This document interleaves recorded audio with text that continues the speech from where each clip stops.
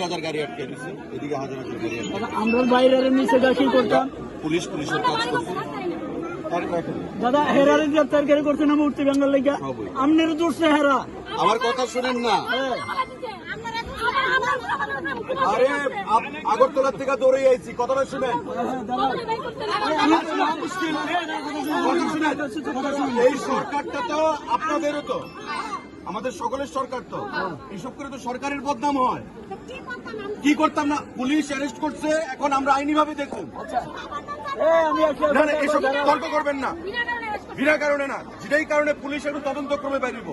পুলিশের ডিউটি করছে, দেশে তো আইন কানুন ব্যবস্থাও তো একটা আছে, সরকারটা তো প্রত্যেকের, সরকারটা তো বাঁচাইতে হইব।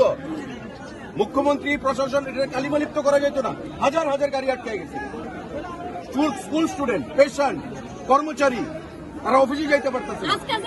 কোনো কথা না দিদি, আমি কইতেছি এটা এখানে আমি আইছি, আপনার আস্থা রাখতে হইব। এসপি আইছে, কোনো বিশৃঙ্খলা যেন না হয়। আন্দোলন করছেন, আপনারা তো বিরোধী দল করেন না, তাইলে বিরোধী দলের আন্দোলন এমন হয়, ধর্ম বর্ণ সমস্ত কিছুর ভিত্তিতে দেশ চলে না।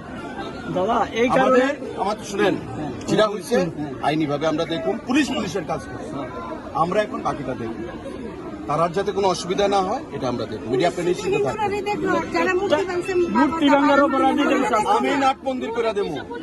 আমি এখন কি করবেন, রাস্তা বয়ে থাকবেন, শাস্তি হইব, পুলিশ শাস্তি দিব, সব হইব।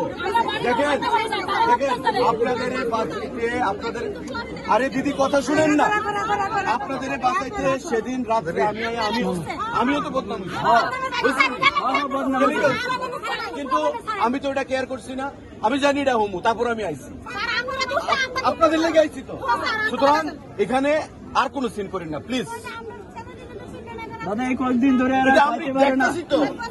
আইনি ভাবে দেখুন প্লিজ, এখানে আর কোনো ইয়ে করবেন না প্লিজ। আমি আপনাদের প্রত্যেকের কাছে হাত জোর করে এটা